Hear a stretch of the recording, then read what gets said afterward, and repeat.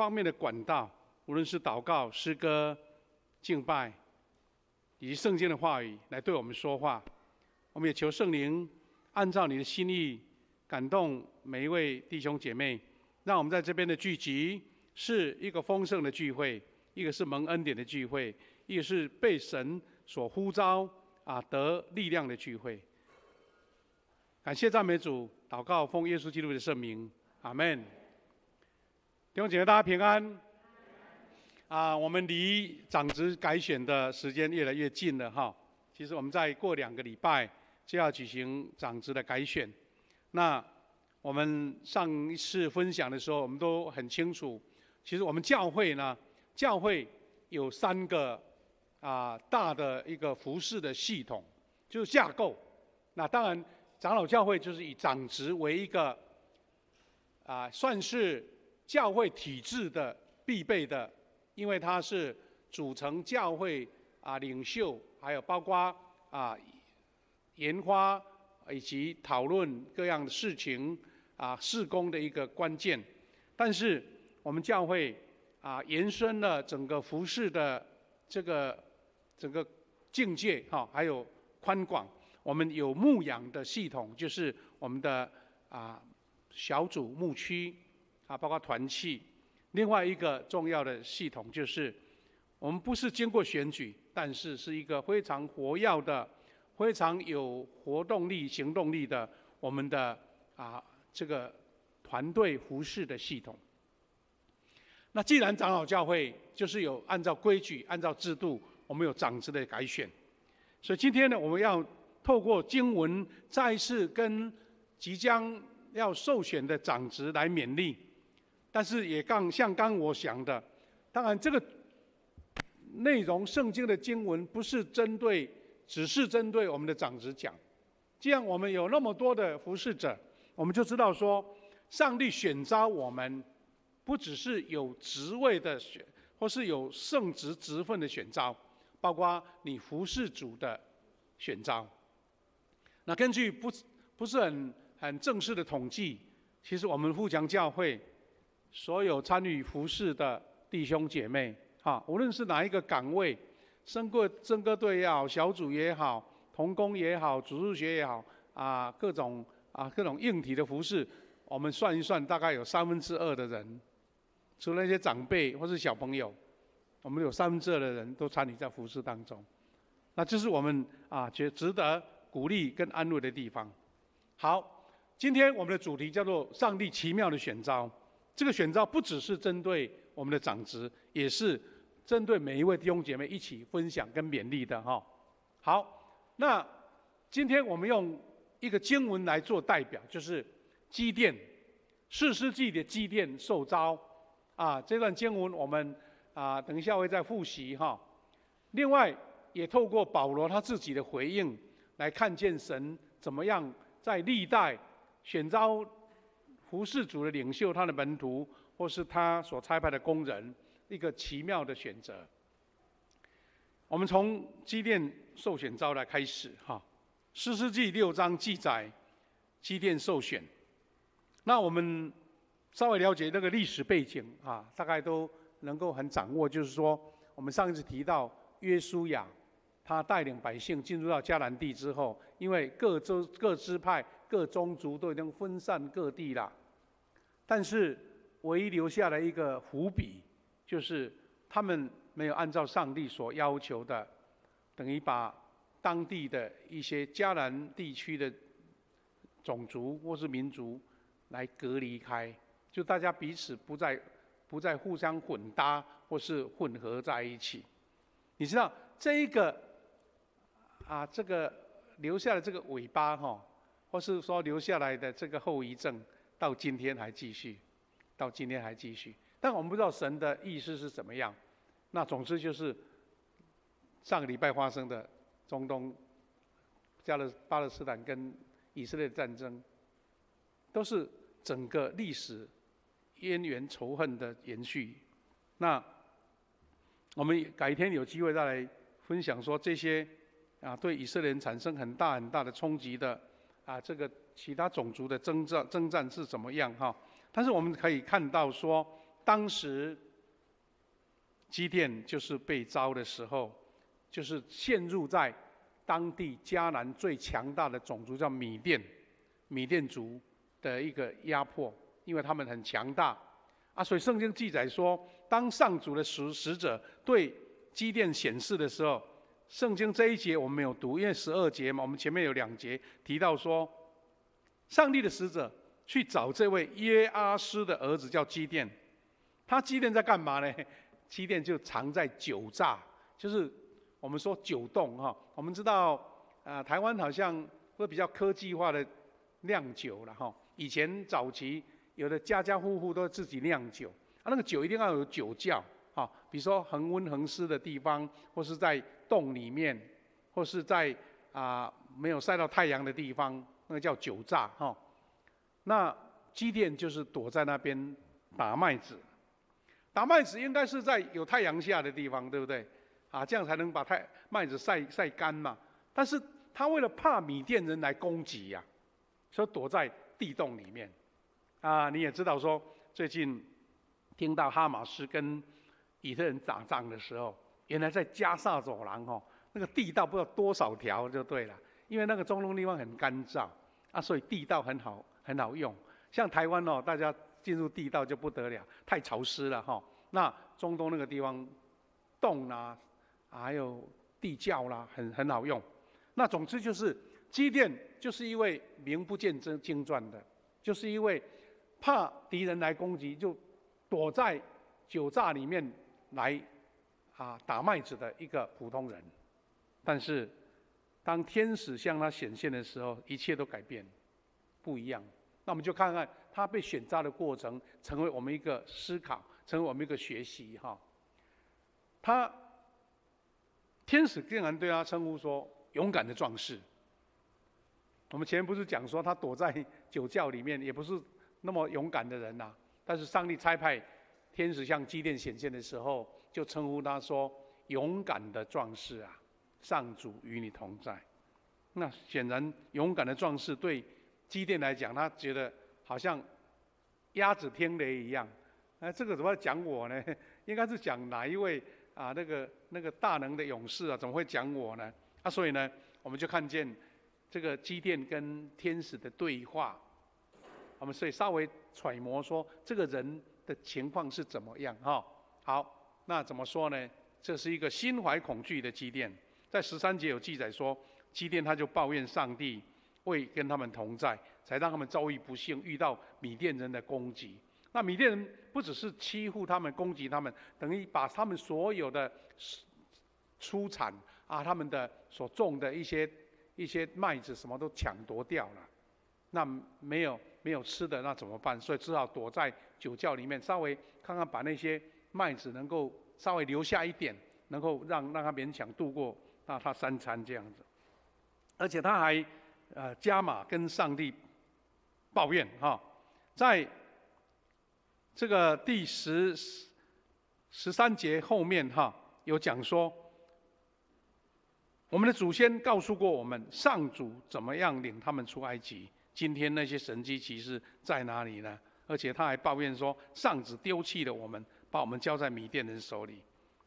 换句话说，他现在的苦难抱怨，还讲说之前不是有神迹吗？我们都没有碰见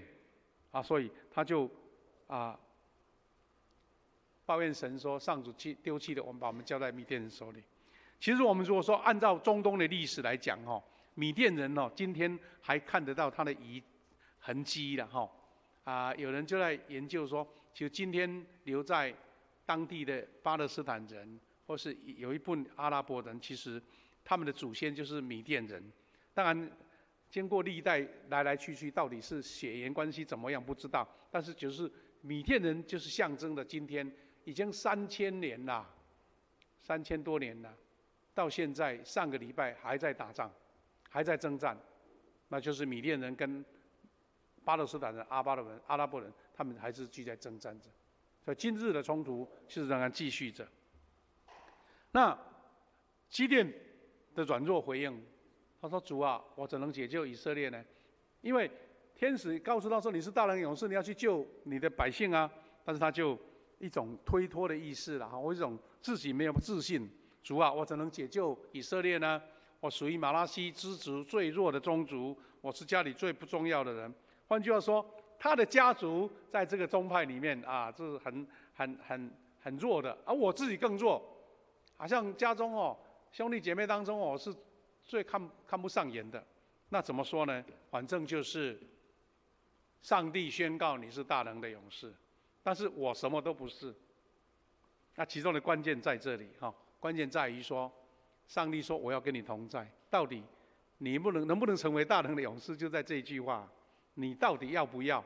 你要让你成为大能勇士，你是自认不行，还是说上帝跟你同在不行呢？所以我们看整个互动解说，我们如果有机会把4世纪前后段都读清楚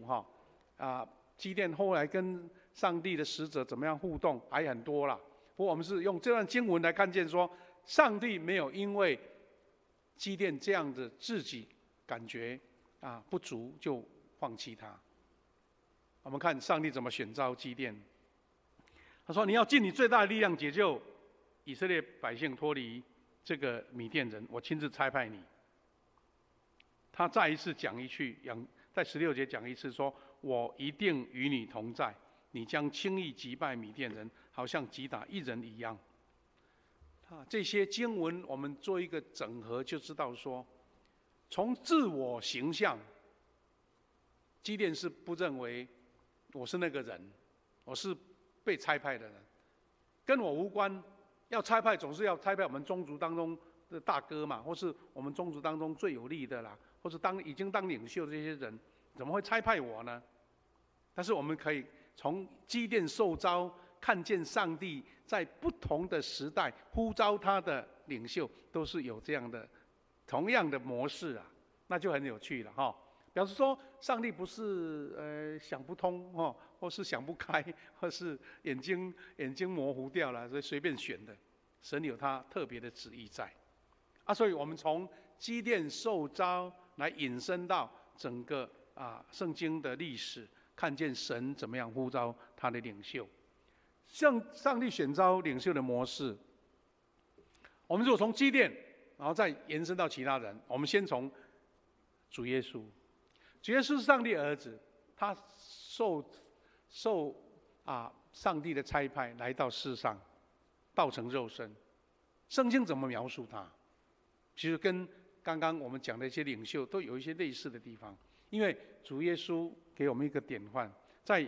以赛亚书提到这个被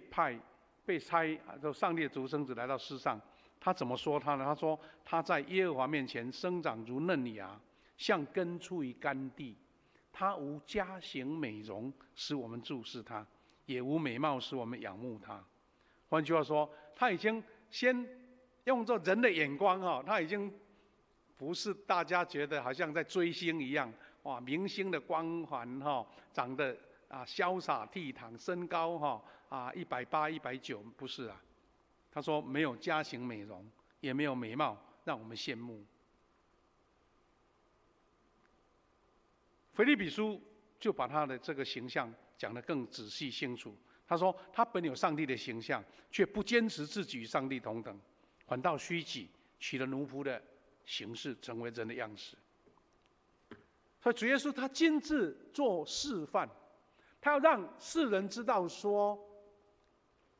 人世上的标准、社会的一般的共识，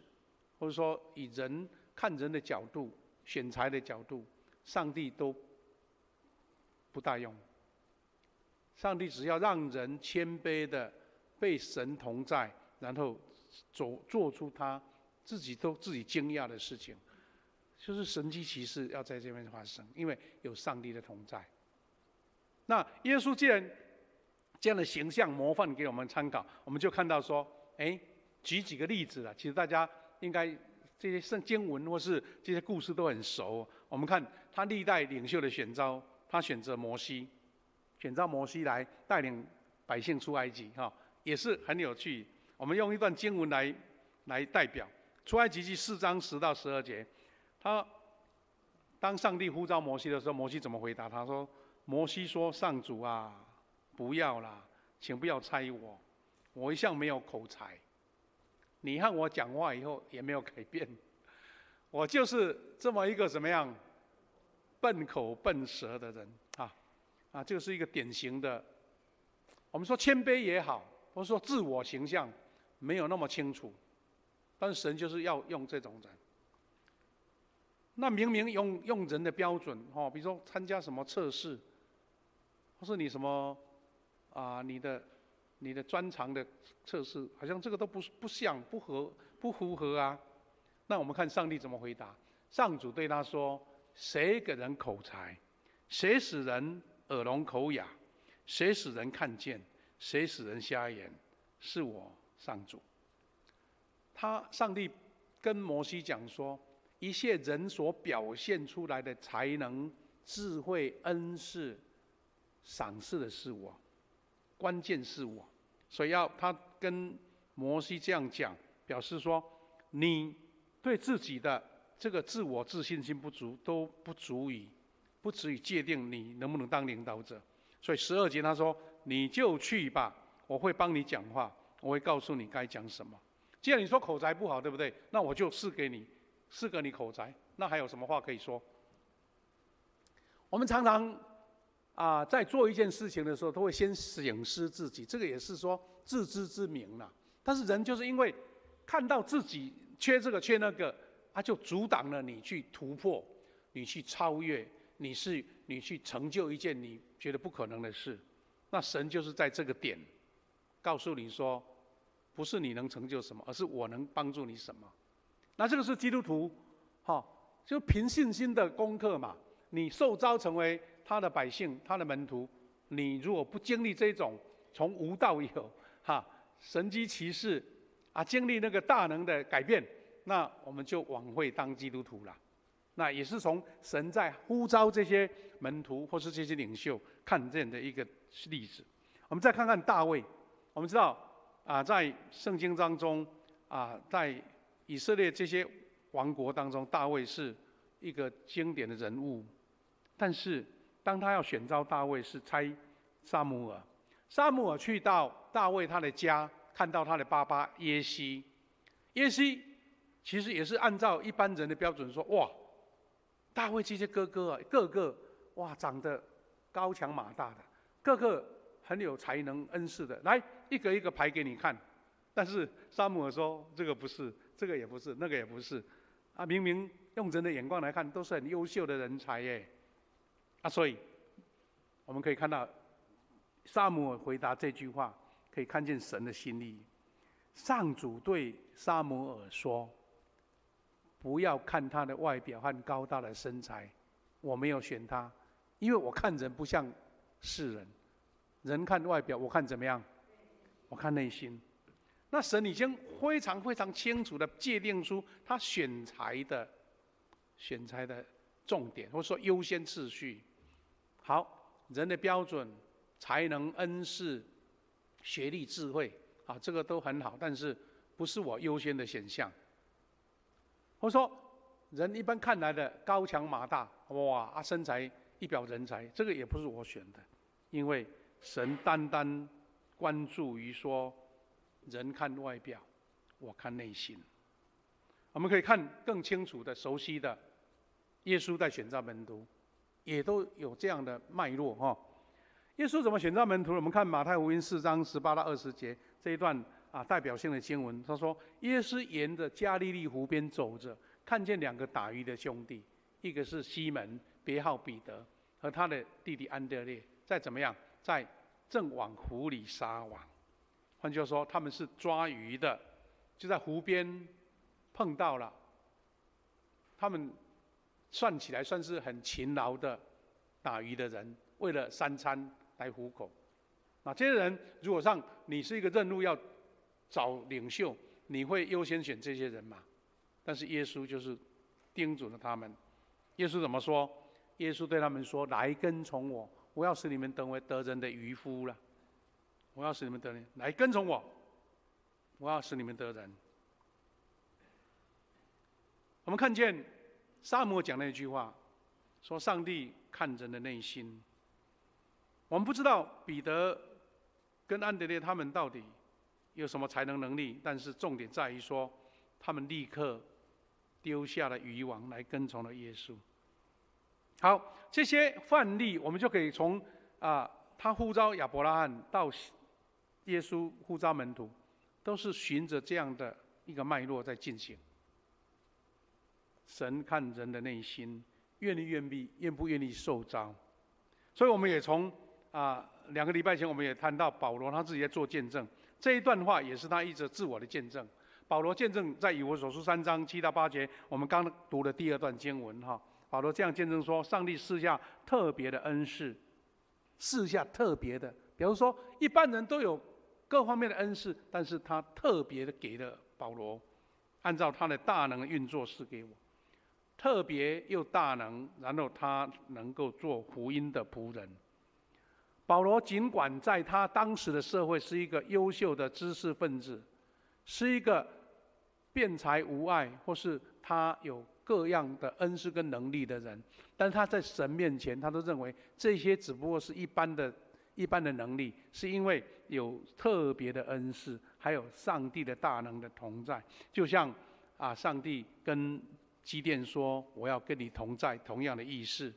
你要做大能的勇士，是因为我跟你同在。保罗这样子讲，他说他自认是所有信徒当中最微不足道的。谦卑自己，知道说我真的是微不足道，而且在上一次我们读的经文是，他说他是万人当中我是最亏，对不对？我是罪大恶极的一个人，是专门在迫害基督徒的。但是他说，敬蒙上帝赐给他这个特权。我们从前面一直讲到这边，我们就看见，神不看人的外貌，也不看人的社会标准，他就看这个人愿不愿意专心归向主，愿意接受主的呼召，然后他就赐给他大能，赐给他特别的恩赐，赐给他这个特权。所以保罗得着这个荣耀的职分，因为这个职分他认为这是何等大的这个荣衔呢？就是将基督那无限丰富的福音传给外邦人。所以换句话说，我们今天要选长职，我们今天要差派很多不同的岗位的人，但是归结到最后是，我们有没有把福音传出去？因为保罗把所有的能力，所有神差派的职分，最后的终点就是要传福音给别人。这个也是我们一直在强调，我们弟兄姐妹基督徒，你不是因为什么身份才要传福音，而是每一个人都有传福音的恩典呐。当你有传福音的动机的时候，神就像在差派基甸、差派摩西、差派大卫、差派这些门徒一样，他同样跟你同在的时候，你的大能勇士就在你身上了。这个是非常奇妙的一个职分。传福音的职分，传福音就要经历神特别的能力，传福音就要经历神特别的神迹，神福音就要特别经历到得到灵魂的喜乐，那种快乐哇，真的比赚多少钱都重要。弟兄姐妹，今天我们一直在强调我们这些长职要受选那牧师要再特别提到一点，因为长职是选举的，那表示说，比如说我需要2个人，我就找2位同工来，你来帮忙做这个，因为这个是属于民主的选举，一个选票的选举，所以变成说我们要预备好多位，让大家来选出我需要那几位。那换句话说，你一定知道说有人会当选嘛，对不对？那有人会怎么样？会没被选上。但是记得我们不要像一般社会的选举一样，好像选举的就是高高在上，没选的好像就什么都不是。不是这个，我们一定要有一个特别的一个概念，是说，神在这个时候要用我，所以让我选上要当4年的长老或是执事。但是11个执事，有6位被选上，还有5个没选上，那你就一无是处了吗？不是，而是神说，你可能有另外不同的服事的岗位，你仍然是领袖，你仍然是被呼召。只是你愿意说好，我可能在别的岗位，神要差派我，就是这样而已。不要有那个患得患失的，不然的话我们干脆我们开合会说，牧师啊，你们小会决定就好，选6个你就找6个，啊，给大家同意，啊，不是更简单吗？啊，因为是要有选举的一个制度嘛。那其实我们有这样的想法，你就不会觉得说，哎，当然也有人会很高兴说，哎呦，好嘎仔，啊，结果今天没有被选上，我就可以稍微再轻松一下，也有人这样想了哈。不过真的是不要因为选上不上，也觉得患得患失的心理。好，最后牧师要呼吁说，今天不只是长职，所有的弟兄姐妹，包括我讲说，至少有2/3的互相教会的兄姐，你是被呼召来从事某一个工作或2个、3个服事了。那今天上帝也同样在呼召今日的领袖。你可能是在某一个领域的领袖，比如说你是非常好的一个音响的一个恩师，你就在这方面成为一个领袖啊。敬拜赞美、圣歌队、我们值日学我们的各种团队，其实都需要领袖。好，领袖不是为了高高在上，因为在从神的角度，领袖就是要服侍更多人的意思啊。好，那我们用3个一个面向跟大家一起勉励。第一个，我们每一个人都受召，不只是这11个执事、5个长老要被选，你都受召成为门徒来传福音。就像牧师常在提醒到了，包括我们现在有7个信无小组在推动，今天下午又有2、3个小组还继续在运作哈。那最近看到一些照片，非常感动，他们从无到有啦，大家就是不放弃任何一个机会，要挽救灵魂哈，很困难，但是还是做了。你做完以后觉得说哇，没有做真的很可惜有做了就很感动哈。耶稣跟门徒讲说：“你们要去，使万民做我的门徒，奉父子圣灵的名给他们施洗。”或者说，每一个人都得到一个最主要的呼召。他说：“你们嘛，他没有讲谁呀？你们就是所有信主、接受受洗成为基督徒的，你就是门徒，因为你要使人来做门徒啊！所以奉父子圣灵的名给他们施洗啊。”说万民做我的门徒，他一个重要的文字上的关键是说，万民做门徒，那表示说你不能想说，我是平信徒我是刚信主的还很软弱，你一进来就是门徒，因为你已经被点名当门徒，要预备传福音了。所以你我大家都受召成为门徒传福音，这个是每一个人都是的，因为万民还包括你我嘛。第二个，你受召的时候一定会像基甸一样，或是像其他耶稣的门徒一样，觉得自己装备不足不够，但是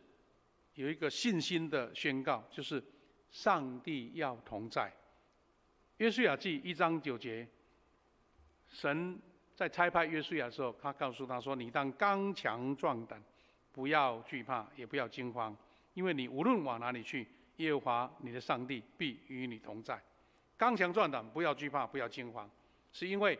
人一旦能力不足的时候，或是装备不够的时候，或是自己还没有预备好的时候，你会惊慌、会恐惧，这是正常的事嘛。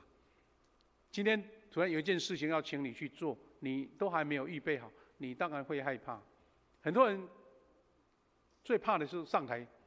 一上台就讲不出话来，那也许是你的一个障碍了哈。会惊慌、会恐惧是难免，但是重点是在于说，无论往哪里去，耶和华必与你同在。最后的关键是说，像刚刚我们看到大卫受召的时候说，撒母耳说：“上帝不看外表，看人的内心。”耶稣在呼召门徒的时候，他说：“我要让你得人如得鱼，那么就放下渔网，跟随了主。”我们也期待我们一起学习以赛亚他怎么回应上帝的呼召，请差遣我。圣经以赛亚书6章8节，我们熟悉的经文啦。他说：“我听见主的声音说，我可以差遣谁呢？谁肯为我们去呢？我说我在这里，请差遣我。以赛亚同样在一个异象当中经历到天使的同在，其实他也自己觉得自己很不足啊。他说：“我是在罪人当中的一个啊，在嘴巴污秽的人啊，我也是其中的一位啊。但是当神说你要去做这件事情的时候，我就要接近你啊，就像基甸变成大能的勇士一样。所以牧师借由长职的改选呼召每一位弟兄姐妹，我们互强教会在台南市或是在长老教会，我们不是人数最多的一间教会，但是我们看见这几年来大家努力，其实成长很多啦。在3年的疫情还好我们互强教会没有被打倒，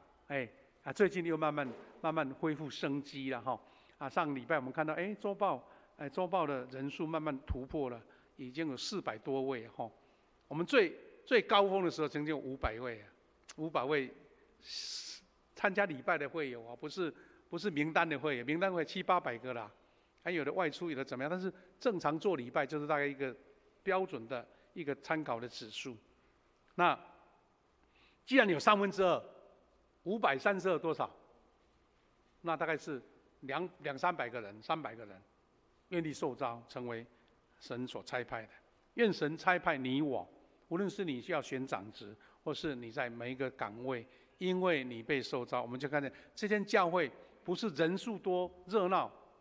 被神所看重，而是有一群愿意被呼召。特别我们准备要迎接50周年，还有2年的时间，我们刚过47嘛，48、49就到了。我们期待有一群大能的勇士，一群被神所同在的勇士，愿意被差派。那要增加教会的弟兄姐妹人数，你就需要抢救灵魂。愿神在我们当中，我们回复主说：“请差遣我。”弟兄姐妹，我们要一起来唱一首诗歌，然后来做一个